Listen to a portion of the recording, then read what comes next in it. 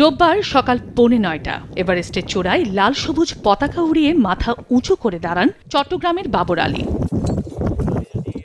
33 বছর বয়সী Babur Ali Chittagong medical college থেকে MBBS পাশ করেন। ক্যারিয়ার শুরু করেছিলেন চিকিৎসা পেশা দিয়ে, কিন্তু তার স্বপ্ন সবসময় ছিল আকাশচুম্বী। তাই চাকরি ছেড়ে দেশ বিদেশ ঘোরার কর্মযজ্ঞ শুরু করেন তিনি।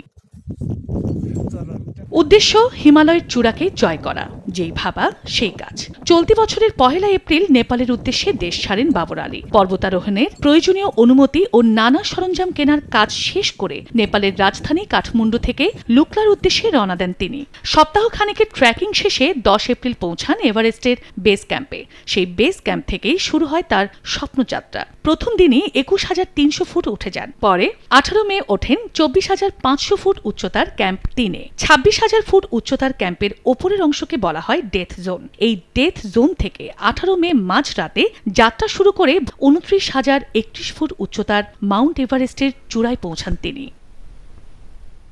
অবশেষে কাঙ্ক্ষিত সেই স্বপ্ন পূরণ হল চট্টগ্রামের বাবর আলীর। পিতামাতা হিসেবে শঙ্কিত থাকলেও পঞ্চম বাংলাদেশী হিসেবে বিশ্বের সর্বোচ্চ শৃঙ্গ মাউন্ট এভারেস্ট জয় করায় গর্বিত তারা।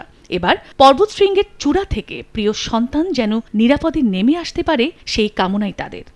নগদে 500 টাকা বা তার বেশি পেমেন্টে পেতে পারেন ঢাকায় জমিসহ 20 কোটি টাকার পুরস্কার। খুবই খুশি লাগতেছে। ওর আশাটা পূরণ হয়েছে, ওর স্বপ্নটা পূরণ হয়েছে, আশাটা পূরণ হয়েছে।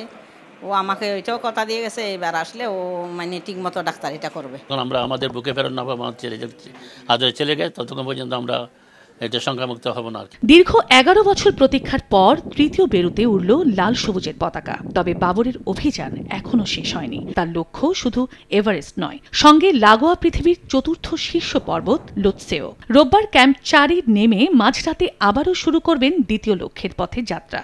সব অনুকূলে থাকলে ভোরে পৌঁছে যাবেন এর চূড়ায়।